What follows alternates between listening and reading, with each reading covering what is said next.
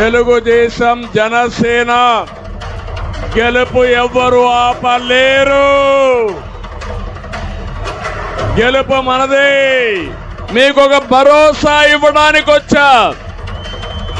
ఈ కర్నూలు పార్లమెంట్ ని మళ్ళీ బాగు చేసే బాధ్యత తెలుగుదేశం జనసేన తీసుకుంటాం. ఎక్కడికి పోయినా మన రాష్ట్రంలో కానీ, కర్ణాటక కానీ, హైదరాబాద్ కానీ కర్నూలు నుంచి వలసపోయిన వాళ్లే ఎక్కువ మంది ఉన్నారు. ఏంటి కర్మ? నేను ఒకటే చెప్తున్నా, సాగునీటి ప్రాజెక్టులు పూర్తి చేస్తాం, ఉపాధి కల్పిస్తాం. ఇక్కడి నుంచి వలసలు ఆపే బాధ్యత తెలుగుదేశం జనసేన తీసుకుంటాం. ఒకప్పుడు అన్నాడు వైకాంట్ 175 అన్నాడు.